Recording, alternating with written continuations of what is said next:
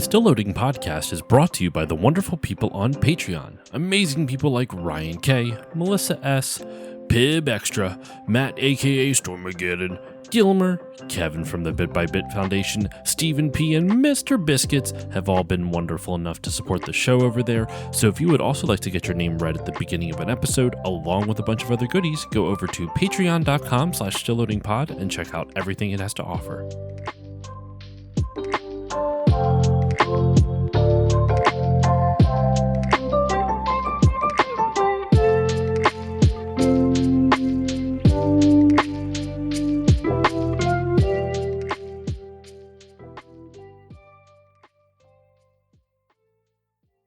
On this episode of Still Loading.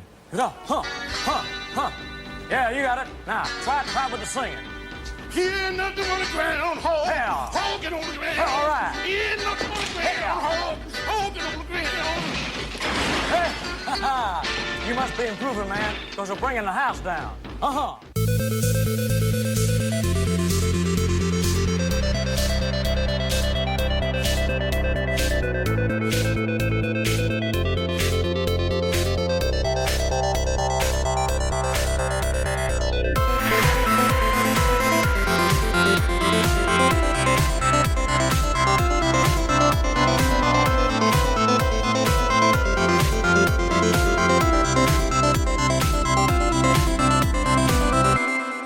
Hello, everyone, and welcome to this new episode of the Still Loading podcast. I'm your host, Josh Koval, and today's episode, we are here to love 'em and leave 'em. No, we're here to talk about the Super Mario Brothers Super Show Episode 8, which is titled Love 'em and Leave 'em.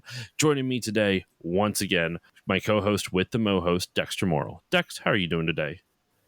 Oh, I'm doing good. Thank you very much for having me. Oh, I don't know why I went French there. French Elvis. Frelvis. If you couldn't tell, listeners, there's going to be some Elvis in this episode. This episode called Love 'Em and Leave 'Em. Also, well, that's the animated segment. The live action segment is Will the Real Elvis Please Shut Up? And it came out on September 14th, 1989. It was directed by Dan Riba, and it was written by Sean Roche and David Ehrman. As per usual, we will go through this all as, we'll talk about the live action segment. We will talk about the animated segment. There's a whole lot to break down on this episode, though. This episode had some wild ideas for damn sure, and I'm excited to talk it all out. But Dexter, I guess to kick it all off, just real quick, opening thoughts. What was the first thing that, we'll start off with the live action segment and we'll break it down beat by beat. But what was the first thing you noticed in this live action segment? I'm not leading. It's not a leading question or anything. I'm just curious. What was the first thing you noticed? My first note in here is this might be the hardest live action segment to watch that I've seen. So it's as the kids say, very cringe. Like it was, I don't know why this one in particular more than the others, but I felt embarrassed for the actors in this one. Know what I think it is? So the episode begins, though, with Captain Lou Albano as Mario pretending to be Elvis, wearing one of the worst pompadour wigs I've ever seen in my life. It is bigger than his face.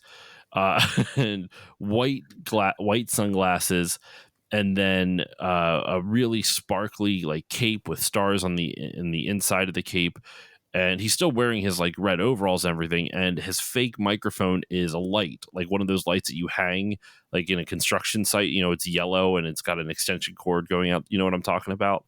Yes, I think that's actually supposed to be a plumber's snake, and he's pretending. That is not a plumber's snake. It might be. That is a light bulb. It might be an old-fashioned plumber snake. That does not look like that looks like a light bulb to me that he's singing into. It could be, but it wasn't until he sang about having a plumber snake that I was it's because he's a plumber, though. All their songs revolve around plumbing. I didn't think he had a plumber snake. I just thought all their songs when they're doing their Elvis impersonations revolve around the concept of plumbing. It might be. I am by no means a plumber or anything like that. But once he said that, I was like, maybe that's supposed to be a plumber snake or something like that. Maybe you're right. Maybe it is supposed to be like a light bulb. Yeah, because I guess on one side it's got he's holding up the metal backing part. Yeah, it's supposed to Yeah. be like a light that you hang up. I was in going the to say like that workspace. is I've never seen a snake that looks like that. But well, Yeah. he does sing about a snake though. You're right. He talks about like how there's a clog stuck in a trap in with a snake because he forgot his snake was yapped because he forgot to use it or so. It's dumb rhymes. And the whole premise of this live action segment is that Mario and Luigi are doing an Elvis off pretty much. Who can be the most who can do the best Elvis impersonation? And what's funny is both of them are good at one thing and bad at another. Like good at one half of the Elvis impersonation and bad at the other half. Like I think Luigi has the voice and like the knee dance down better than Mario does. But then Mario has the look and kind of like charisma of Elvis down better than Luigi does. The stage presence. Yeah. Yeah. I thought that Luigi did a fantastic job, the actor, of doing an impersonation of Luigi doing an impersonation of Elvis. Yeah. The layered impersonating was very well done.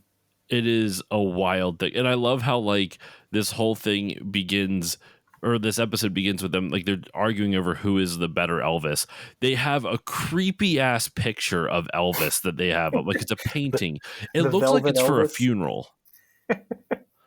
That's my Velvet Elvis. My velvet Elvis. It's got like really honestly, it looks like AI generated images of Elvis. I know it's not. It came out in the 80s, but it looks like AI generated images of Elvis. Yeah. I also made a couple notes of I liked all the different sound effects when Mario was fixing his pompadour hair in the mirror. They just threw like a whole bunch of Mario sound effects for that. And also that I really want the leather Luigi hat. Like the leather version of his hat. I thought was awesome for his costume. I love that. I noticed that too. I was actually about to mention it, and then yeah, I'm glad you called it out because I almost forgot. I meant to mention it, I almost forgot to.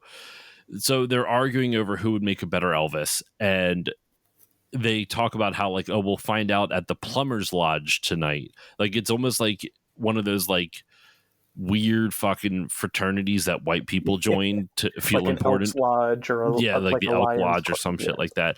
Yeah. It always somehow feels like they're involved with a conspiracy theory in some way, shape, or you know what I mean. They're probably the ones pulling the strings in the town they're a part of. You know, the Plumbers Lodge just pulls all the strings in Brooklyn, or maybe he pulls all the pipes. Who knows? But in comes in an Elvis impersonator. Well, who's pretending to be Elvis. The actor who portrays this fake Elvis is Fred Travalena or Travalena. His real name is Frederick Albert Travalena III, but Fred Travalena. I didn't really look up much about his stuff. Like he was known as an impressionist. He did like I guess like between 1990 and 2000, he voiced Julius Caesar, William Clark, and Mark Antony, President Gerald Ford, and many others on the Kids WB animated series Hysteria. Yeah. Okay, I did not realize that. So yeah, he's just kind of he's done a lot of like voiceover work from what I'm going to look up his IMDb because there's not This is a lot. also his second video game related job. What's his Believe it or first? not. Dragon's Lair? Yeah, he did the Dragon's Lair animated series. He was the voice of the king. Oh shit! And looking at like some of his IMDb photos, there's a lot of him in Elvis outfit. So he must have been known for Elvis. His last characters. What's interesting though, so he died in 2009. And his last credit is he voiced various characters, on a cartoon called Kung Fu Magoo. I'm sure it's a Mr. Magoo spinoff of It some is. kind. Join Mr. Magoo and his nephew Justin as they dodge giant robotic spiders and jet ski ninjas on a kung fu style adventure. When supervillain Tengu invites the world's most notorious bad guys to compete in the Evil Olympics, there's only one person who can put a stop to the wickedness and save mankind, and that's Kung Fu Magoo. It's amazing how much that brand lasted, and with the Mr. one Magoo, joke of just that Mr. Magoo can't see very this well. clueless old man who's just blind. Yeah, yeah, it's one gag, and they milked that sucker for all it was worth. They They even really made did. the terrible live action movie, which I remember seeing in theaters, starring Leslie Nielsen as Mr. Magoo. Yep. Oh my God. Yeah, I forgot about that. Oh shit, that's funny. But yeah, poor Fred. He did pass away in 2009 at only 66 years old. He really wasn't that old when he passed Yeah, away. we just the 16th anniversary. It was at the time of this recording, at least. He passed in late June. So Yep. So the episode continues though with basically them trying to think like, hey, Mario and Luigi are asking Elvis, played by Fred, to determine who is the better Elvis between the two of them, and that's where the live action segment takes a pause, and we switch over to the animated segment, which once again is called Love 'em and Leave 'em. So I did do my Mario tracker stuff, like what is the plumber's log? Like, is there any Bowser insults? Which there's none in this because Bowser is not in this yes, episode. no King Koopa. No King Koopa. Excuse me. So no basin brains, no wrench heads, no Budinsky buddies, no pinhead plumbers, nothing from Koopa. The plumber's log is 10511. I don't know if I'm supposed to write that as 1,500 or sorry 10,511 or if it's 105-11. That's what I did. Yeah. But 10511.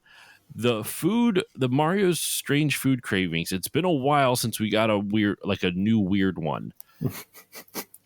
And this one is hot pepper pistachio ice cream, and it's a major plot point. Absolutely, yes. And the only one I have for Luigi's excuses, which have now steadily converted into like just kind of funny one-liners, because he's not really making excuses anymore. Have you noticed? I did. Mine one from here is like they're in prison later on in the episode, and Luigi just goes, "We're sure in deep spaghetti." Yeah. Yeah. I mean, that too. We're in deep spaghetti. Oh, it's so good. So those are the only ones that I had for this. Did you have any to add? Was there anything that I missed, Dexter, or were those the ones that you caught as well? No, those were pretty much the ones that I got as well. We're in deep spaghetti. So the episode or the cartoon segment begins with Mario, Toadstool, Luigi, and Toad going to Rotunda Land, a completely new place. I don't think it's in any of the games, as far as I know. No, but it surprisingly sounds like it would be. Right? Well, here's the weird thing. The Rotunda Land, because what's a rotunda? Isn't that like a fucking like garden thing? A rotunda is like a big dome. Oh yeah, that's what it is. I And don't garden thing. everything I'm fucking is like stupid. round and chubby. A round building or room, especially one with a dome. In the Philippines, it's known as a traffic circle, apparently. Go figure. So it's Rotunda Land. I gotta be honest, Dex, I don't see any goddamn domes. I think they're focusing more on the rotund part of Rotunda. Yeah, they keep making like fat jokes at Mario's expense, which I was not really a fan of. Like Especially the castle itself is all like puffy and pillowy. The castle itself looks like an insane asylum. If you padded walls. All the walls are padded walls. They all look like cushions. Yeah. And it just leads to the insanity. That was like my first note. I'm like, why is this place in an insane asylum? Like, there is no interior decorator. They just chose different like upholstering for the cushions. Yeah, and the hill that the castle's on looks like a big tennis ball because it's like big and It's round. rotund. That's the only circular thing. Yes. They go to Rotunda Land. Mario's red hot pepper detector is going off the charts. Is going crazy, off the scale, as he calls it. He starts the episode by like, "We were on a mission to help save the Mushroom Kingdom." Like, what? Why do you need hot peppers to save the mushroom? Wait, is that Kingdom? really how they wow, I didn't even hold on. Now I have to go back and listen to that the plumber's log, cuz that's if that's really how they started, that's fucking crazy. Yeah, he says something to the effect of, like, in our, we're on our travels to find a way to help save the Mushroom Kingdom. Yeah, sorry. I just listened to it now. It is we were searching for a way to save Princess Toadstool's kingdom. Instead, we found one of the most humongous dangers or something like that. Yes. And that makes it even more insane that Mario stops the mission because they hear like Luigi loses his shit. He's like, "What's that sound?" And you hear like a beeping sound, and it's Mario's hot pepper detector or whatever. It's a red hot pepper detector, and it's going off the charts or going off the scales. And the fact that everyone's like, let's go. Yeah. We got to go get some red hot peppers.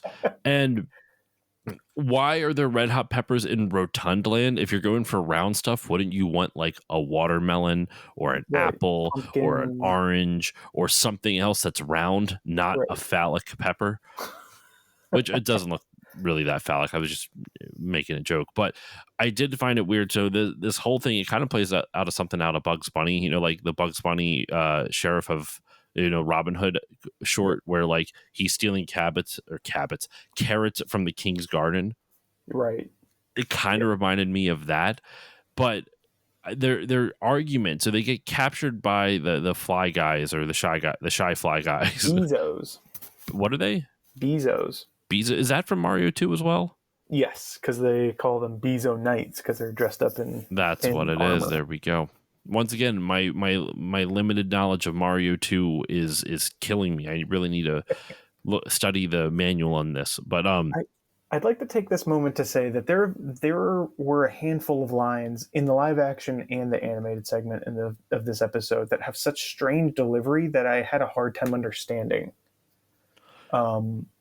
In the live action at the beginning, when Mario's dressed as Elvis and doing a song, he's like, "I dedicate this song to my Mamma Mia.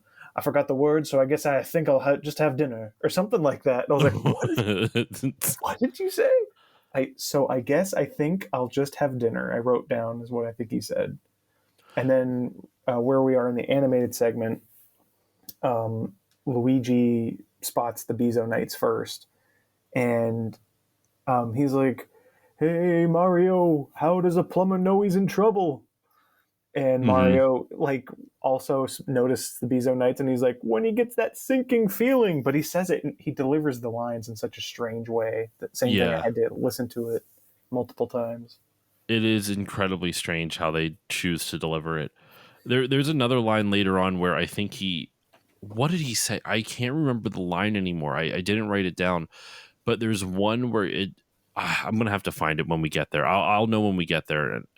Yeah. I remember he says he has to tie his shoes. Yes. But it sounds like, oh wait, he bends down. I think I can't tell if he says, "Oh, my shoes are untied," or "Oh, my shoes are tied," and then goes down to like I believe he means to say my shoes are untied, but the way he delivers the line, it goes, "My shoes are tied," is the way it sounds. That's what I heard, and I thought that was the joke, like, oh, his shoes are tied, but he just wants to slow things down. But the second time I watched it, I heard my shoes are untied. But yeah, same thing. It was just weird delivery in this episode. Mm-hmm. So the other thing I love about this scene though, where they're basically captured by the Bezos they're cornered by the Bezos because they get caught stealing Queen Rotunda's royal red hot peppers, and they're robbing the garden of it. And Toadstool's first reply is like, "What do you mean there are hers? They're just growing out in the wild." I'm like, "Are you stupid?" They're fenced in and they're in rows. Rows, yeah. They are not growing in the wild. They are very clearly planted by a farmer, and they're fenced off. Like, what are you talking about right now? It's not like you're walking under a tree and found like like something, or you're walking in a field and just saw a random like 2 or 3 just kind of popping out. You see literally miles of them planted in perfectly symmetrical rows. What do you mean you don't know? She's a princess. She doesn't know. And if I may make a very deep cut, very old reference to Captain N, how Princess Lana thought that beds were used in fireplaces. I forgot about that joke we made. Oh my god, I got to go back and listen to that episode. I think that was even you used that as the thumbnail or something like that. Yes, yeah. We had Stephen Reese on. Mm-hmm.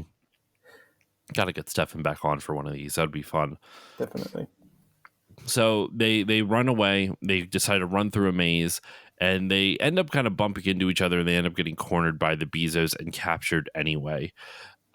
Nothing really like stand out in this little chase scene. It's just something like, a means to an end. At least to me, I didn't really find anything too funny, Yeah.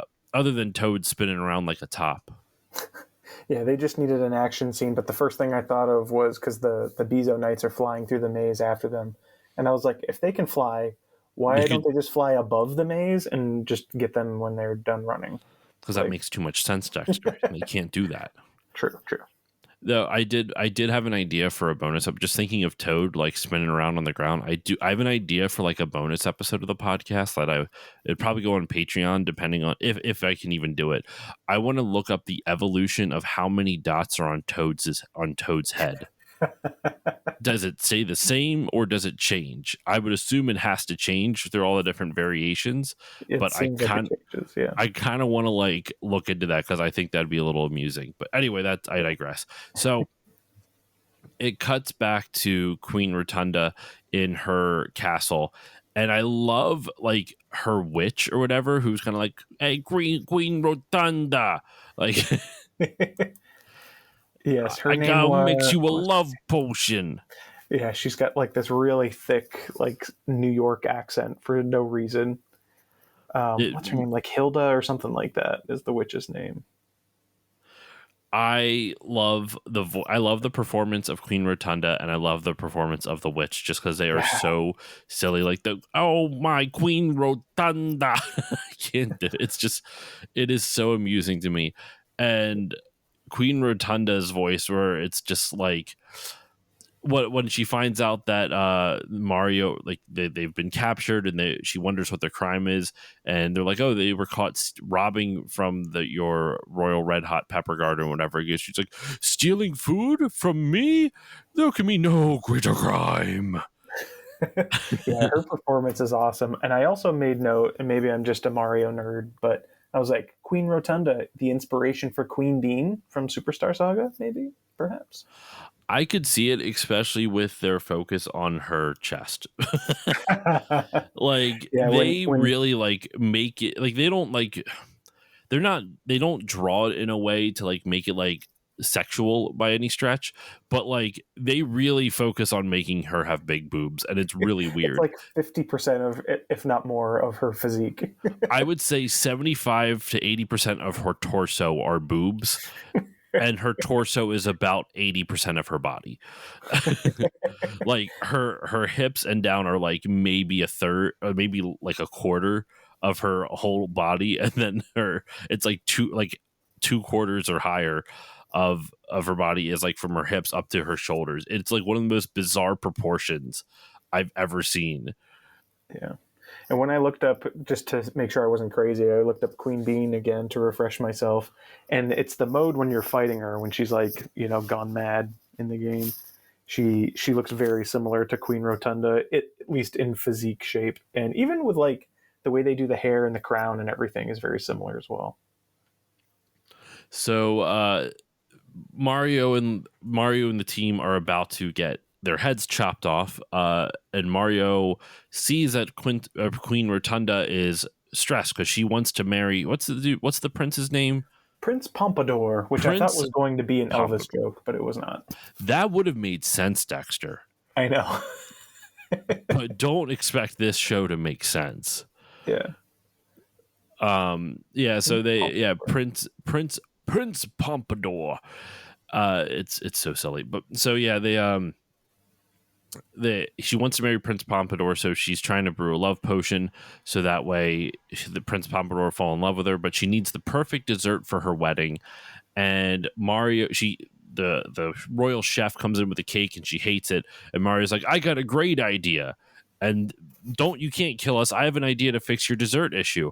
And that's when you get your uh, hot pepper pistachio ice cream. Oh, definitely not disgusting. Not in the slightest. That doesn't. Oh, that's so gross.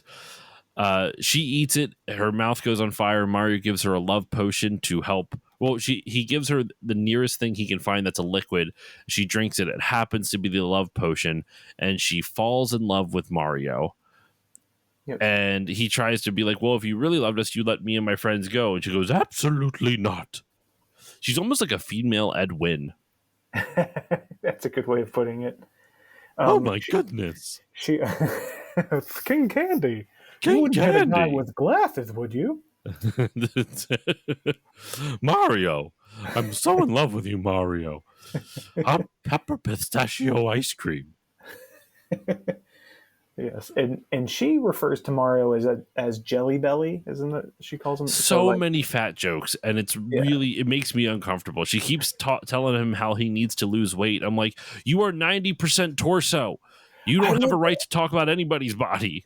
I made that note too. I was like, this is the Rotunda Kingdom. If anything, she would prefer his shape the way it is. Right.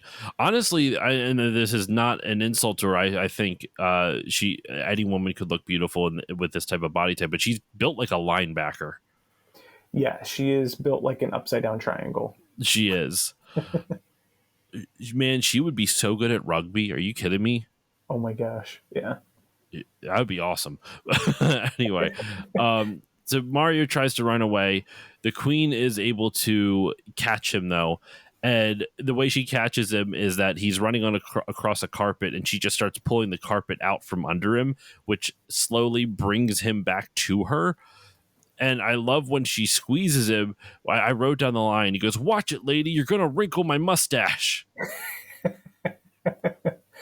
That's funny. Yeah, I missed that part. The one I heard was because she was like, "I hear the wedding bells in my tower," and he's like, "Those aren't wedding bells in your tower. Those are bats in your belfry." Mm-hmm.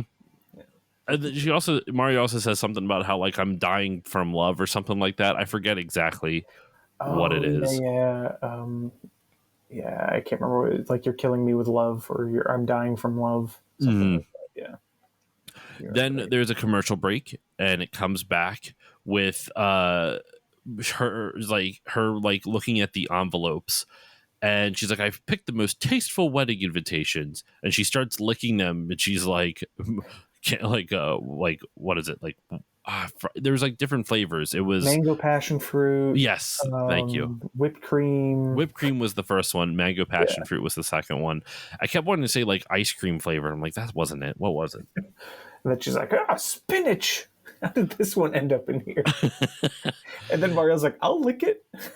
And she's like, no, you're on a diet. I'm like, there's no calories on an envelope. You can't get calories just from licking something. Yeah. It's not how it works. Or at the very least, it's so infinitesimal amount. It's such an infinitesimal amount of calories that it's not going to make a damn bit of difference. Yeah, especially while he's riding on the exercise bike. Seriously. So she tells him, like you have to, work out, blah, blah, blah. Once again, fat phobic jokes. Not really my favorite. And then it cuts over to Luigi, Toadstool, and Toad in their prison cell. Deep in spaghetti. And I have to say, Dex, this prison is one of the strangest prisons I've ever seen. It is equal parts bougie, equal parts like it's bougie. What I mean by that is because in presentation, it looks a lot nicer, but it's still a prison. Like all they have in their cell is a hard floor and like a stone bench, right? That's hanging from the wall. But I'm frozen specifically at 11 minutes and 29 seconds into the episode from the Super Mario or from the MarioBros.net YouTube channel. Whoops. From the MarioBros.net YouTube channel around 11 minutes and 29 seconds. And the interior of their cell looks really fucking fancy. It's got a beautiful chandelier on the inside of it. Coils coming it's out got of the wall. these gold coils that are like really nice decorations. Like, listen, if they were in real life, it would look insane. But in the cartoon world, it looks nicer than anything else. But then you see a shot of the cell outside of it, from the hallway that at 11 minutes and 41 seconds, and it looks like a patchwork quilt of like brown. Like it looks awful. It looks like a prison would meant to be. Like, it's not meant to look pleasant. It's meant to imprison people. So it's so weird to me that it seems like there was an interior decorator for the inside of the prison cell, but not the hallway. Yeah, no, I'm not sure. Like, I Who think would it's you supposed to hire for be- that? I think it's like, I think it's like big and pillowy. I think it's supposed to be part of the rotund thing, and same thing with like the weird coils and stuff. And I don't know. I It don't made get me it. chuckle when I was watching it, though. I was like, this is a weird choice. Like, I'm here for it, but it's a really weird choice to have like all this detail, all this nice like stuff in the inside the cell, but the moment you get outside the cell, it's like, who cares? Like, why are you making it nice for the prisoners? I don't get it. Yes, and then this escape plan is the most cliche escape plan that's ever existed for escaping prison. And the thing that made me chuckle the second time around, because the plan is Toadstool's like, oh, my friends escaped, and so one of the Bezo Knights is like, what? Let me come look, and he goes inside. The first thing I thought was the way they've got Toadstool standing in the cell when the Bezo Knight comes in. It looks like the bottom of her dress is extra large, and I was like, oh, they're probably hiding under there, and they're going to come out and grab the Bezo Knight. Yeah. But then, of course, it pans up where they're standing on the chandelier, and they jump down and they, bag the Bezo Knight, which is also, the kind of the cliche thing, like, oh, take out the guard. But then Where I did was they like, get the bag from? I don't know. And also, he walks right by a Toadstool, and she could just like bonk him on the head. Do like he totally disregards her as a threat. And I was like, she could have taken him down too. Like, it was just, I don't know, so much ineptitude with this prison, which I think is probably part of the joke anyway. I mean, it's Yeah. it's the Mario show, and I do love the when you see the Bezo underneath the blanket or whatever it is, the way it's moving is so uncomfortable. Like It's it's like, very hypnotic. yeah, and I was confused because like I was like, why is there's the buzzing sound, but it's the Bezo, but it's hard to like tell at first. And Toad takes the key ring and wraps it up, like puts the Bezo inside of it to like use it as essentially like as like cuffs or like a imprisonment thing to trap it. So then they do escape, and the queen is eating more hot pepper pistachio ice cream. Mario asks for a bite, and she goes, she first says no, and then says, oh, because I love you so much, you can have some. And right as he's about to finally get some food that he's been craving, one of the Bezos comes in and says, oh, they escaped. And she's like, what? I'll have your head if you don't find them. And throws the hot pepper pistachio ice cream in the dude's face. That would be punishment enough. Oh, that would burn your eyes, man. It'd be crazy. So Toadstool and Luigi are exploring around the castle, and they find the witch's like potion room, and they decide to make another love potion because they want to use it on the queen so that way she can fall in love with someone else and let Mario and them all go. And they do that, and it cuts after they make it cuts out to the queen in her wedding dress, Mario in his tux, in a white tux. And they, what is it? The potion explodes when they try to make it, though, I believe. Yes, because they're naming, the different ingredients, this, and one of them is a Fat Boys record. Like A Fat Boys record? Yes, the rap group Fat Boys from the 80s. Oh, okay. That's funny. The hip hop trio. I want to say that they did like a comedy movie together too. I don't know it. I don't know the reference at all, unfortunately. But yeah, and when it explodes, Luigi goes, "Maybe it was supposed to be a CD." This show, man. What a weird. So it explodes, and it cuts out to the wedding scene, like I mentioned before. Once again, a lot of detail on Queen Rotunda's breasts. Like they really are trying to show it off. And I'm like, I get your joke, but it's weird to have that in a kid's cartoon. Yes, absolutely.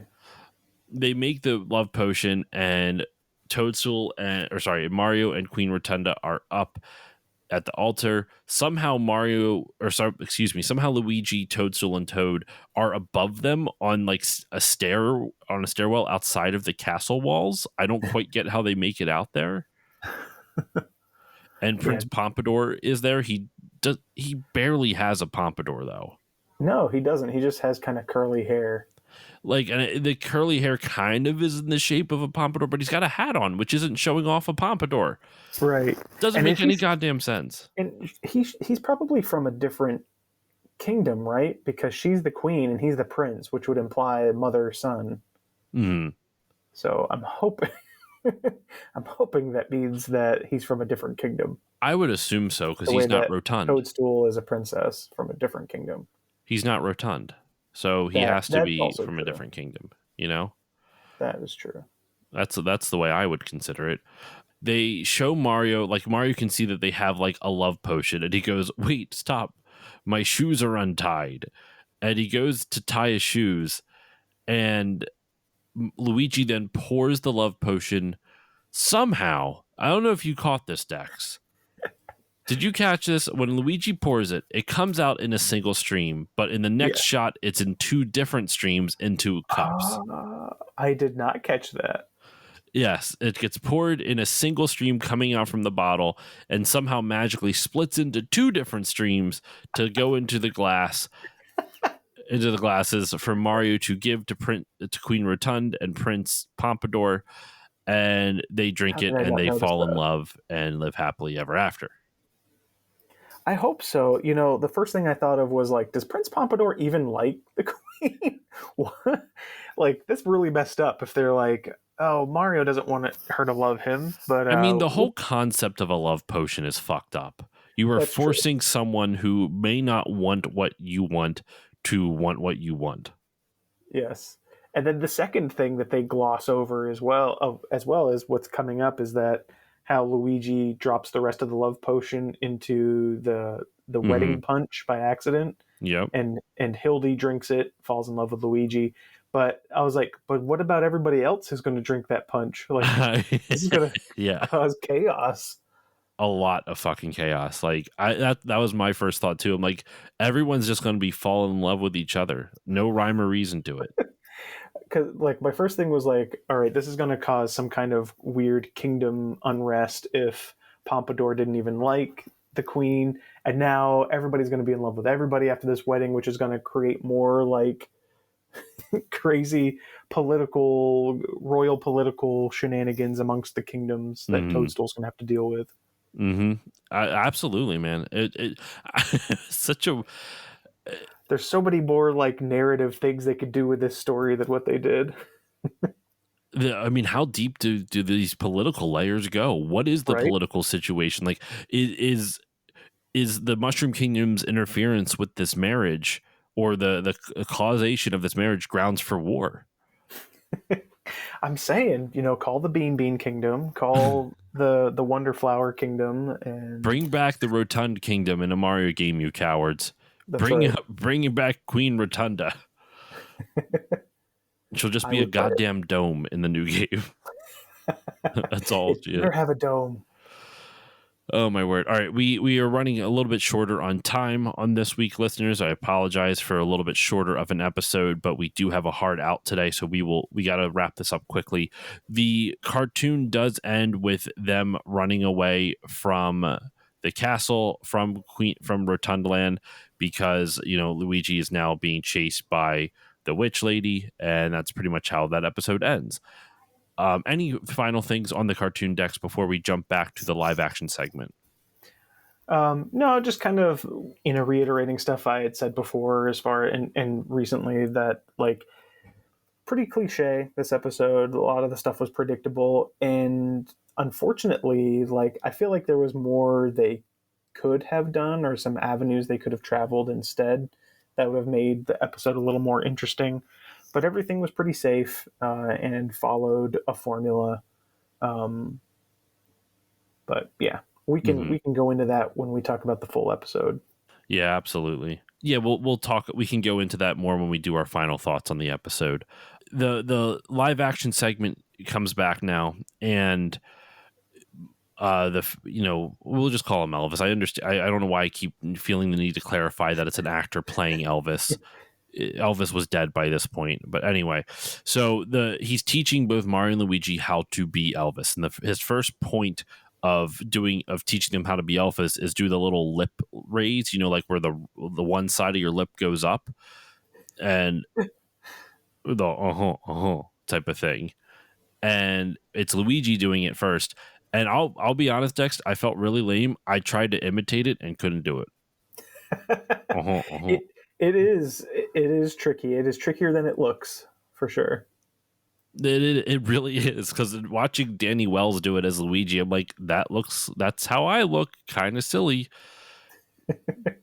And then he tries to do it, and the guy's like, close enough.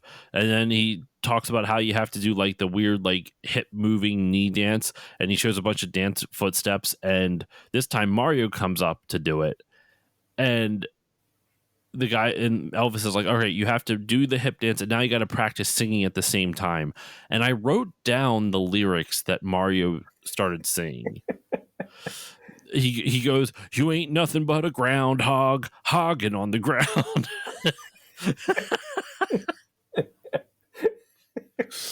Put that on my tombstone, goddamn.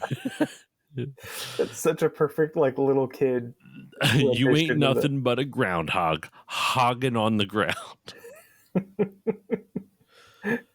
Oh man.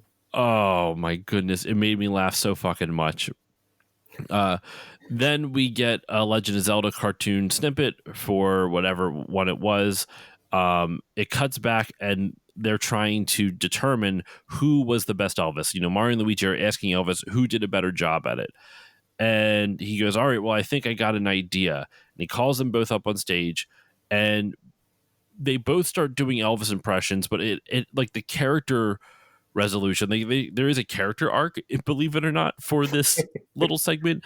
And the character arc is the Mario brothers realize it doesn't matter who is a better Elvis or not. They're the Mario brothers. That's who they are. Luigi says it's kind of like the Civil War, brother versus brother. And I was like, that's a very grandiose comparison, Luigi. Yeah.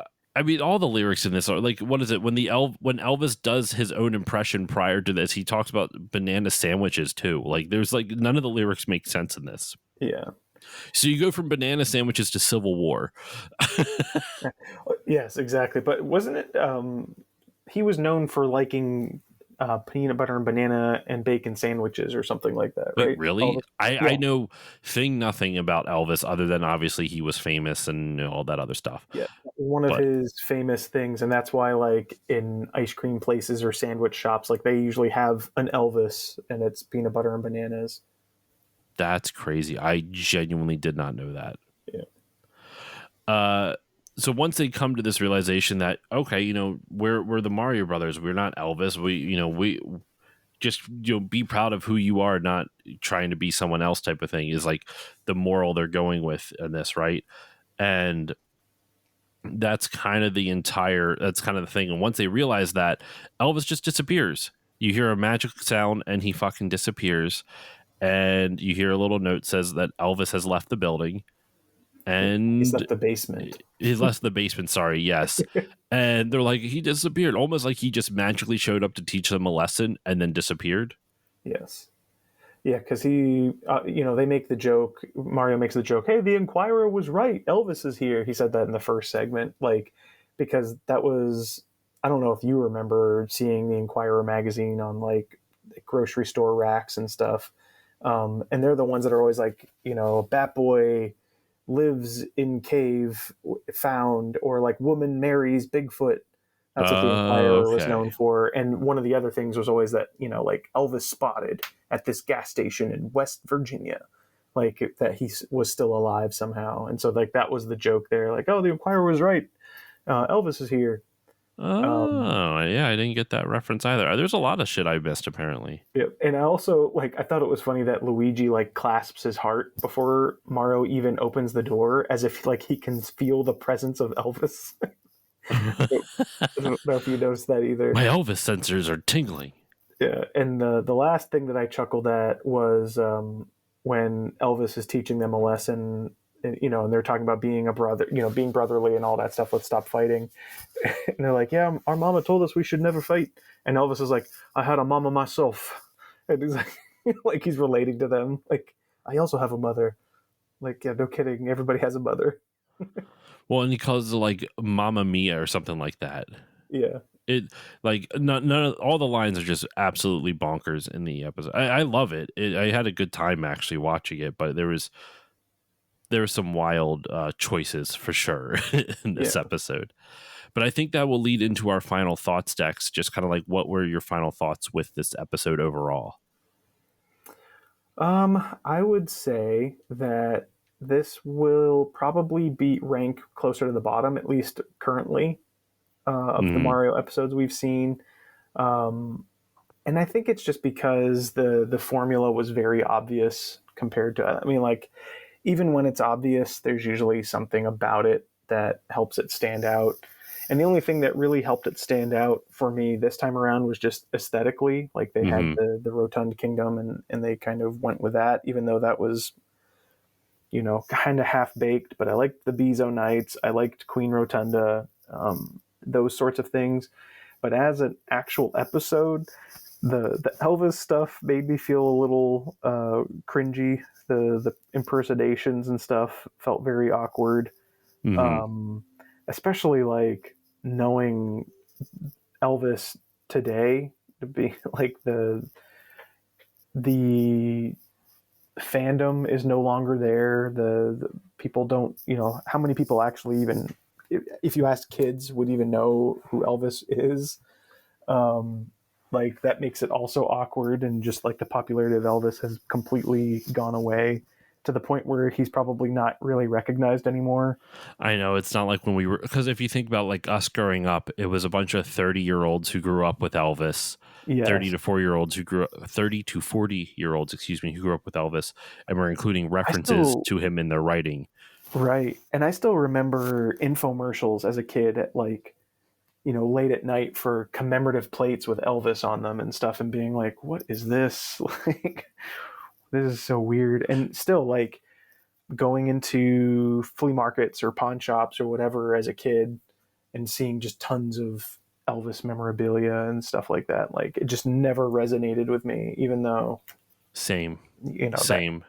And I've always appreciated. I'm going way off topic here. I apologize, but on the CU podcast with Pat and Ian, like, they always compared, like, that's not what we want to happen to video games as far as preservation goes. Like, Elvis popularity is what everyone wants to avoid when it comes to, having something live on.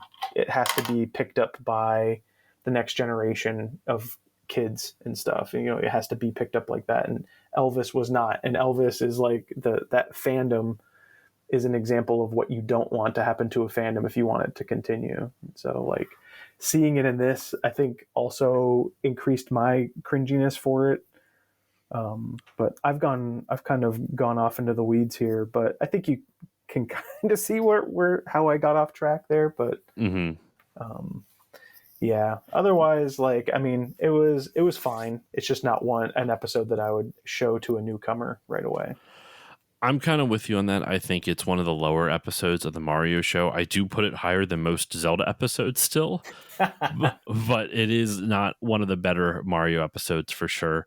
Um, I think the live action segment was equal parts cringy, equal parts funny, because all the shittiness of the Elvis impressions made me laugh really hard. Just the "you ain't nothing but a groundhog hogging on the ground" is one of the dumbest lines, and it makes me laugh every time.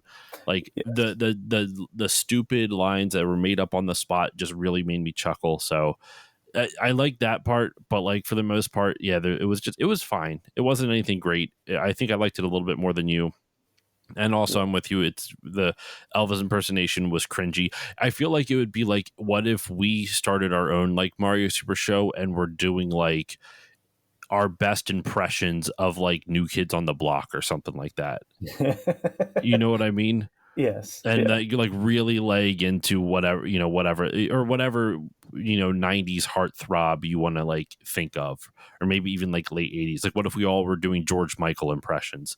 That's 80s, I know, but still, you know what I mean? Like or Vanilla Ice. There we go. Vanilla Ice. Oh my God, yeah, it would be like vanilla. Oh, Jesus Christ. Anyway, that's it though. That's the end of this episode. That's all the time we have for you on this one. Thank you all so much for listening. We really appreciate it. For once, this is another mini episode. It's under an hour, which is bonkers to think about. But as usual, Dex, before we head out, where can the good people find you online, and what would you like to promote? You can find me on most of the social media websites. Just search my name, DexterMorrill. You can find me on there, sharing video game history stuff, stuff like the Super Mario Super Show and the Legend of Zelda animated series. I don't really have much to promote right now, but you can come bug me on there and debate the quality of Super Mario Super Show episodes. All right.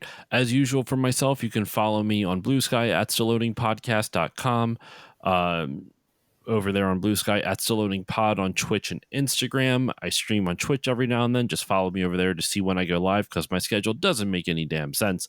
I try to stream at least Saturday nights though, but you never know. Anyway, if you want to support the show, you can do so in a number of ways. You can give it a 5-star rating or review on whichever podcasting app you use.